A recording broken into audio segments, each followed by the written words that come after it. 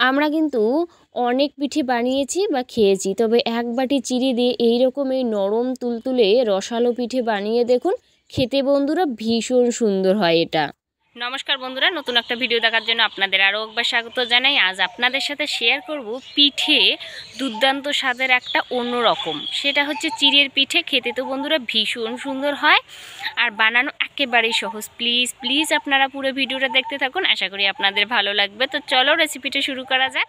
বানানোর জন্য এই জায়গায় আছে লাল চিড়ে, আপনারা চাইলে না সাদা চিড়ে দিয়ে করতে পারেন, তাতেও হবে, যে কোনো চিড়ে দিয়ে।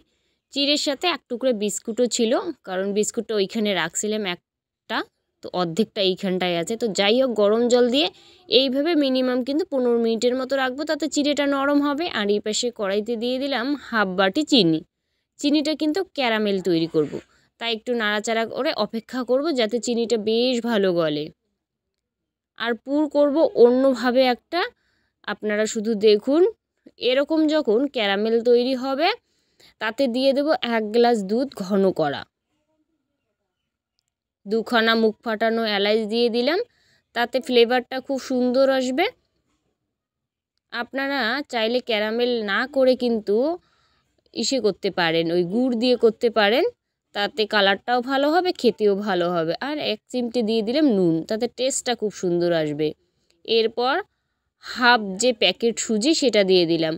আমি পুরটা কিন্তু সুজিরেই তৈরি করব, আপনারা চাইলে নারকেলের পুর তৈরি করতে পারেন, সেটাও হবে। হাতের কাছে যেটা থাকবে সেটা দিয়ে পুর তৈরি করবেন, বেশ ভালোই হবে খেতে। এটা নাড়িয়ে চাড়িয়ে একেবারেই কিন্তু এটা শুকনো শুকনো করতে লাগবে, আর ঠান্ডা হলে পরে কিন্তু আরও একটু শুকনো হবে। তো যাই হোক, এই পর্যায়ে কিন্তু নামিয়ে নেব, নামিয়ে একটু ছড়িয়ে দেব যাতে খুব ভালো খুব তাড়াতাড়ি ঠান্ডা হয়। তো যাই হোক, ঠান্ডা হতে হতে এই পাশে চিড়েটা যে আছে, চিড়েটা থেকে জলটা যে আছে এটা কিন্তু ফেলাই দিলাম। ফেলাই দেওয়ার পরে এবার ঠান্ডা জল দিয়ে আরও ভালো করে একটু ধুয়ে নেব। এই চিড়েটা কিন্তু গরম জলে রাখলে পরে চিড়েটা খুব নরম হয়, দেখুন একদম নরম। অবশ্যই আপনারা একটু গরম জলে করবেন, তাহলে না নরমটা খুব ভালো হবে। তো যাই হোক, ভালো করে 2-3 বার পরিষ্কার করে ধুয়ে নেব। ধুয়ে নেওয়ার পর এরকম মিক্সার জারে এটা একটা পেস্ট তৈরি করব, একদম মিহি পেস্ট।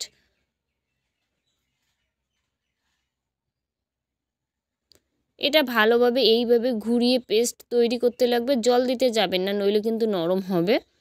তো যাই হোক, এটা ভালোভাবে পেস্ট এইভাবেই তৈরি করতে লাগবে। তৈরি করার পর কিচ্ছু করতে লাগবে না, অল্প একটু অংশ হাতের তালুতে নিয়ে এইভাবে একটু প্রেস করে চ্যাপটা করে নেব।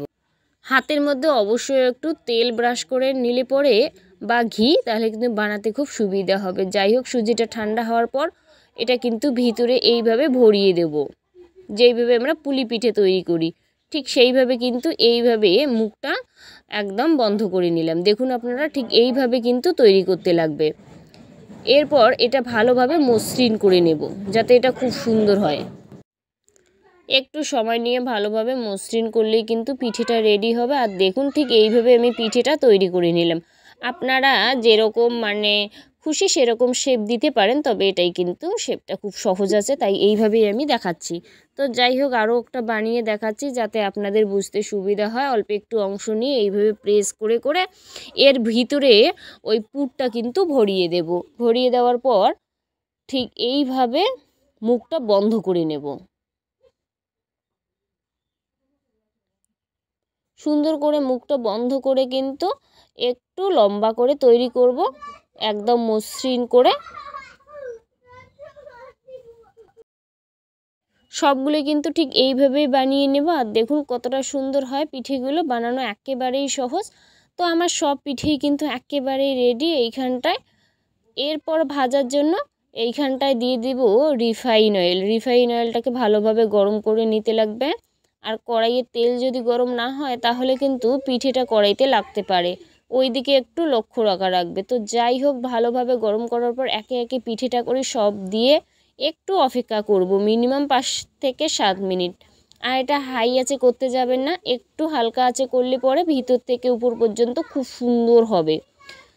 দেখুন এরপর এরকম কালার আসলে পরে কিন্তু উল্টানো লাগবে, একটু সময় নিয়ে এটা করতে লাগবে, তবেই কিন্তু পারফেক্টভাবে এই পিঠেটা রেডি হবে। উল্টে পাল্টে এটা কিন্তু একেবারেই লালচে কালার করে নেব। দেখুন পিঠেটা ঠিক এইভাবেই কিন্তু বানিয়ে নিলাম।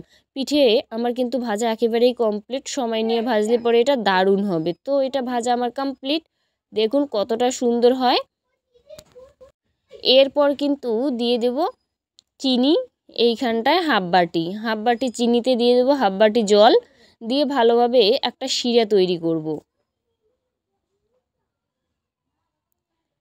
শিরাটা কিন্তু খুব ভালো করে যখন এইভাবে ফুটবে আর চিনিটা সম্পূর্ণ গলবে, দিয়ে দেব পিঠে দিয়ে 2-3 মিনিট ভালোভাবে কিন্তু নাড়িয়ে নেব। 2-3 মিনিট নাড়িয়ে নেওয়ার পর কিন্তু এটা নামিয়ে নেব। এটা বেশি সময় লাগবে না, চিনির শিরেতে দিয়ে উল্টে পাল্টে মিনিমাম ওই 2 মিনিট রাখলেই এনাফ। এরপর এটা কিন্তু নামিয়ে নেব, নামিয়ে ঠান্ডা করে দেখাচ্ছি। নামিয়ে ঠান্ডা করার পর কিন্তু আপনাদের দেখাচ্ছি, দেখুন বন্ধুরা কতটা সুন্দর হয়। তবে লাল চিড়ের থেকে সাদা চিড়ে দেখতে ভালো হয়, ভিতরটা দেখুন আর কতটা নরম আর কতটা রসালো হয়। প্লিজ একবার এই শীতে চিড়ে দিয়ে বানিয়ে দেখবেন, আশা করি সবার ভালো লাগবে। খেতে যতটা সুন্দর বানানো তেমনি সুন্দর। আশা করি রেসিপিটা ভালো লাগবে। ভালো লাগলে অবশ্যই লাইক কমেন্ট শেয়ার করে দেবেন।